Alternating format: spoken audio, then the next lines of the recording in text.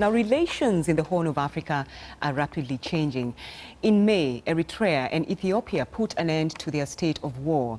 Now, soon after, diplomatic ties were restored after 20 years. Then came a historic meeting between the leaders of Eritrea and Somalia at the end of July, where they too decided to resume ties after years of animosity. Now, a high-level team, including the Eritrean Foreign Minister Osman Saleh, is in the Somali capital, Mogadishu, to help move forward those ambitions. The delegation will discuss the progress of the agreement reached between the two countries. And we can now speak to Professor Mohammed Haji Ingris. He is with the Oxford University. Thanks for taking time to talk to us. You are a historian. You've been looking at how rapidly developments have been, taking place in the Horn of Africa. Now, today we see Eritrea in Somalia, in Mogadishu. I wonder what sort of concessions both countries are making in order for these agreements to stand. Thank you. And I think the engagement between Somalia and Eritrea has not been unusual. If you look at from the perspective of international relations, Eritrea is trying to extricate itself from the isolation that it had been placed since 1998 when it went to war with Ethiopia. It has been out from the IGAD, the neighboring regional organization between Somalia, Djibouti, Ethiopia, Sudan, South Sudan. So it now, from the side of Eritrea, it is trying to return back to the region, to the regional politics. It had a good agreement between Eritrea and Ethiopia. Now it's trying to go through Somalia as well to get the vote. It will, sooner or later, Eritrea will go.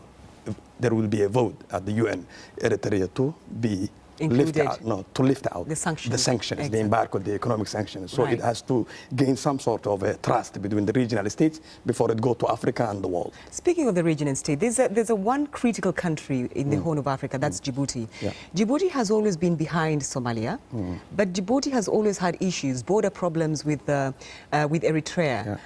I wonder now what sort of dynamics we'll be seeing, because Djibouti is obviously not quite happy with this situation. That's right. The main difficult dynamics that we are witnessing at the moment is that Eritrean leadership is trying to ignore Djibouti to go through Somalia. They should have gone a negotiation with Djibouti before going to Somalia. Now they resolved the issue between Eritrea and Ethiopia. The first step should have been to go to Djibouti before going to Somalia, because Somalia does not share a border with Eritrea, although Somalia shares a long historical attachment between Somalia and Eritrea. If you go back to during the colonization, both of them, especially in the southern Somalia, as well as Eritrea, were colonized by Italians.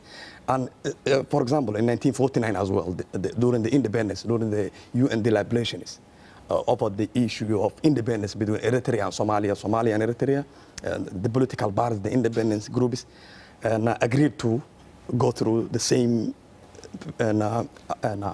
platform, as well as the button. So what can Somalia then do? Because obviously they have to play a key role in this. How can they help smoothen the situation?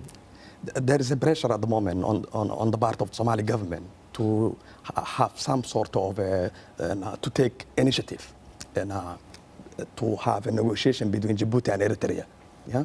So there is, we are hearing at the moment a very good, optimistic approach, and very well calculated that the Somali government is trying to make Djibouti on board, because many Somalis, both in diaspora as well as at home, they were disillusioned to see Somali president going to Eritrea without consulting with the president of Djibouti. So there's still a huge issue. I wonder, though, what impact this unity that's now being created by the Horn of Africa countries, what it does to the influence of, say, interventions or, the Arab countries that have always had a role within that region. I wonder whether this will have any impact at all. Yeah, there was an impact from the Gulf states, especially in the United Arab Emirates.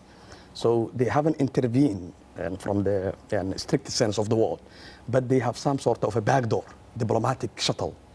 So we have seen Crown Prince of the United Arab Emirates going to the Addis Ababa, talking to the new Prime Minister of Ethiopia, Dr. Abiy Ahmed Ali, and making some sort of negotiation between Eritrea and Ethiopia, and it was a successful thing, although there was not a direct intervention between them. So there is optimism all of the Horn of Africa, this kind of agreement between Eritrea and Ethiopia. There was a kind of new chapter, yeah, in the relations, state relations between the Horn of African states. So, and there is also another aspect of a geopolitical strategic interest between the Gulf states, influencing and impacting and infecting how the politics of the Horn are being played at the moment, not just between Eritrea and Ethiopia, but also between Somalia and Ethiopia. The whole relations are now changing. Yeah? The relation was not good, as you know, the Somali and Ethiopia. So it's quite dynamic, as you say. Yeah. Yeah, but I'm afraid we have to leave it there. But Professor Mohammed Haji Ingris, this is a situation, of course, we'll be looking at in future as things progress. Thank you for taking time to talk to us on the program. Thank you. Well, let's now take a look at other stories making the headlines across Africa and the rest of the world. Votes are being counted in the second round of the presidential election runoff in Mali. Turnout for the vote, which took place yesterday, is reported to have been low despite a massive security operation. President Ibrahim Boubacar Keïta is expected to win a second term. The results are due by Friday. The heads of Kenya's state railway and the agency that manages public land have been charged with fraud. They are accused of paying out more than $2 million in compensation for land which already belonged to the government. The land was acquired for a $3 billion Chinese-funded railway that links the capital, Nairobi, with the port city of Mombasa. President Uhuru Kenyatta has said he is willing to lose friends in order to end impunity in Kenya. The Tunisian president has proposed a bill in parliament on equal inheritance between men and women. However, the new bill proposed by President Essebsi appears to have been watered down because it also gives families a choice to adhere to Islamic Sharia law should they choose to do so. The bill will now be debated by parliament before it's put to a vote.